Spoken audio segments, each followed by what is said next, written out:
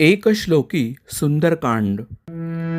यस्य श्री हनुमान अनुग्रह बलात् तीर्णां बुद्धिर्लीलया लंका प्राप्य निशाम्य रामदयितां भङ्क्त्वा वनं राक्षसान् अक्षादीन् विनिहत्य वीक्ष्य दशकं दग्ध्वा पुरीं तां पुनः तीर्णाब्धिकपिभिर्युतो यमनमत् तं रामचन्द्रं भजे। एकश्लोकी सुंदरकांड। यस्य श्री हनुमान अनुग्रह बलात् तीर्णां बुद्धिर्लीलया लंका प्राप्य निशाम्य रामदयितां भङ्क्त्वा वनं राक्षसान् अक्षादीन् विनिहत्य वीक्ष्य दशकं दग्ध्वा पुरीं तां पुनः तीर्णाब्धिकपिभिर्युतो यमनमत् तं रामचन्द्रं भजे। एकश्लोकी सुंदरकांड। यस्य श्री हनुमान अनुग्रह बलात् तीर्णां बुद्धिर्लीलया लंका प्राप्य निशाम्य रामदयितां भङ्क्त्वा वनं राक्षसान् अक्षादीन् विनिहत्य वीक्ष्य दशकं दग्ध्वा पुरीं तां पुनः तीर्णाब्धिकपिभिर्युतो यमनमत् तं रामचन्द्रं भजे। एकश्लोकी सुंदरकांड।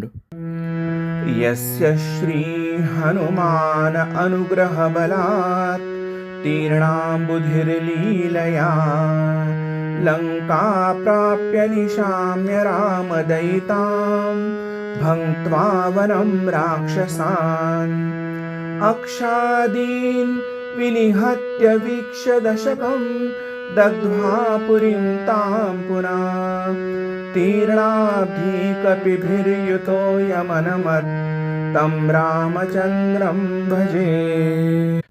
एकश्लोकी सुंदरकांड।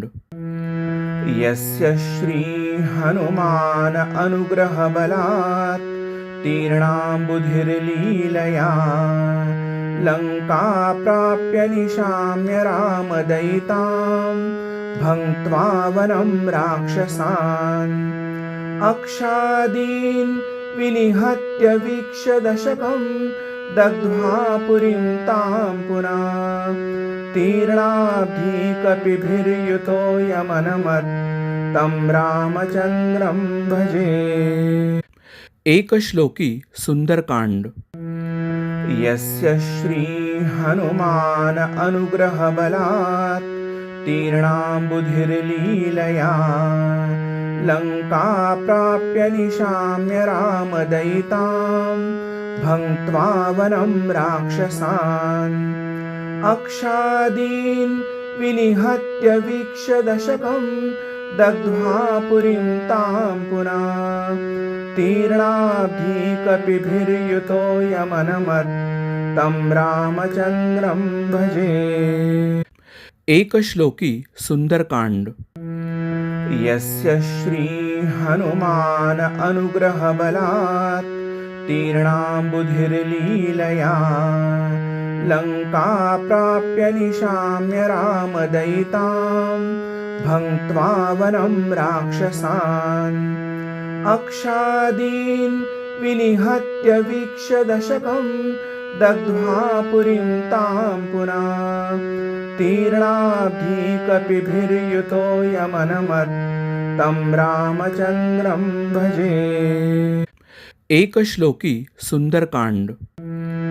यस्य श्री हनुमान अनुग्रह बलात् तीर्णां बुद्धिर्लीलया लंका प्राप्य निशाम्य रामदयितां भङ्क्त्वा वनं राक्षसान् अक्षादीन् विनिहत्य वीक्ष्य दशकं दग्ध्वा पुरीं तां पुनः तीर्णाब्धिकपिभिर्युतो यमनमत् तं रामचन्द्रं भजे।